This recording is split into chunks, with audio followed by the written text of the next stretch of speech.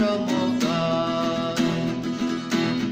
Pestvica naša srca oglaša, Božja ljubezen prenaj iz nas.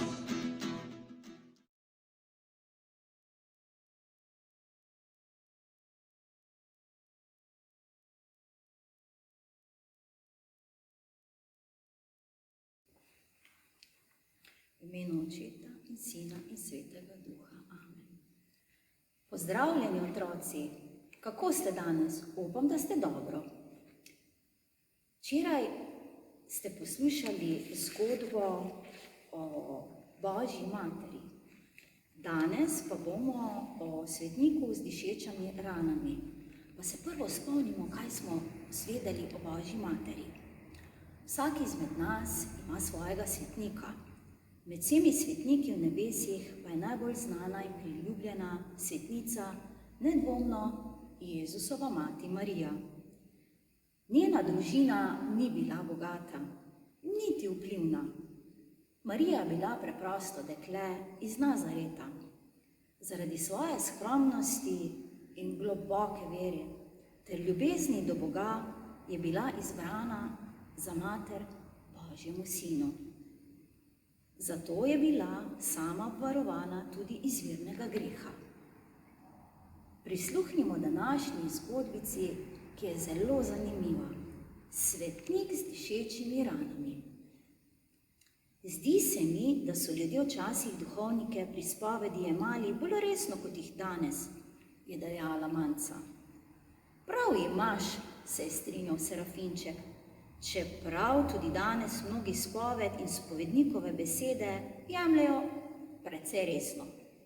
Včasih so se ljudje zatekli k duhovnikom po nasvete in se teh nasvetov tudi držali. Kar je naročil spovednik v spovednici, so vzeli zelo resno. Danes ljudje bolj zaupajo psihologom kot duhovnikom, je dodal Peter.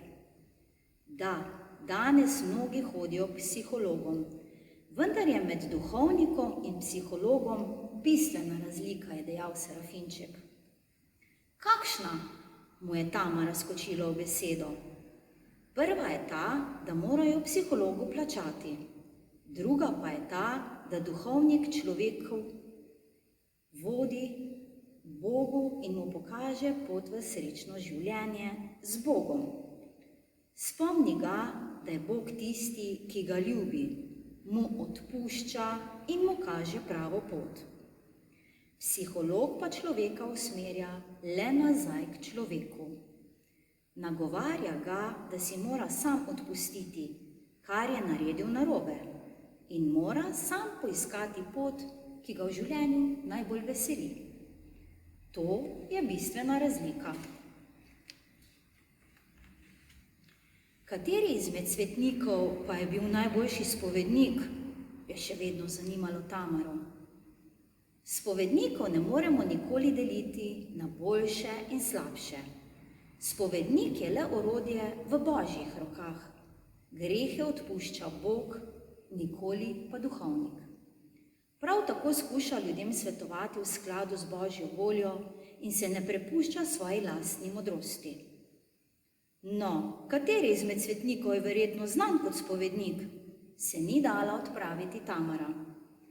Da, res je, tak svetnik je bil pater Pi. Živel je pred dobrimi 50 leti, ko je bil mlad, je vstopil v samostan redovnikov kapucinov.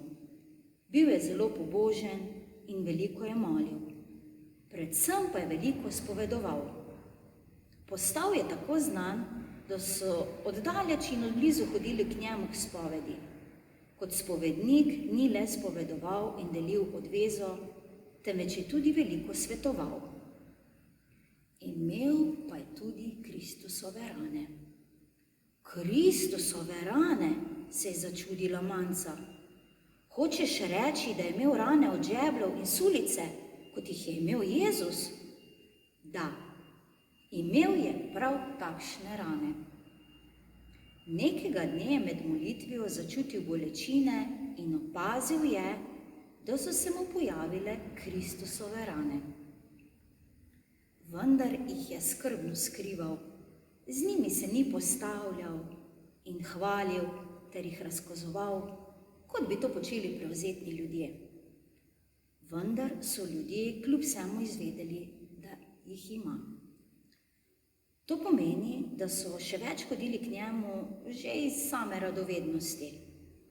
Tudi to je res, je pokimal Serafinček.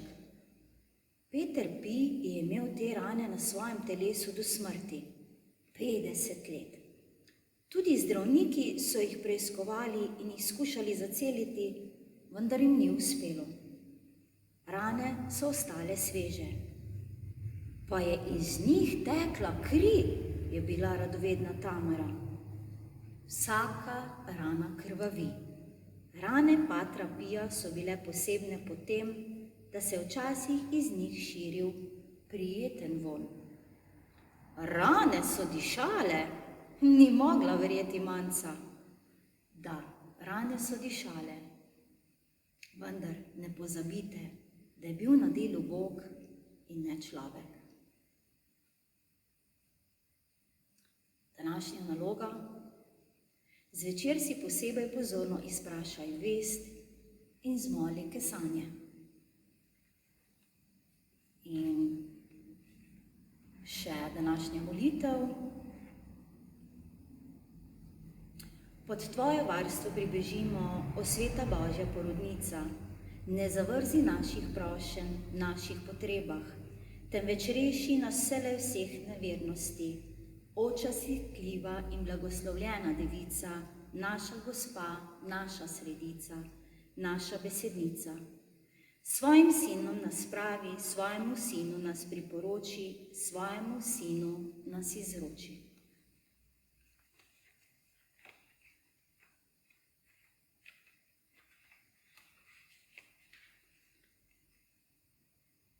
Sveta Marija, prosi za nas. Mati odrešenikova, prosi za nas. Zgodnja danica, prosi za nas. Kraljica devic, prosi za nas. V imenu Očeta in Sina in Svetega Duha.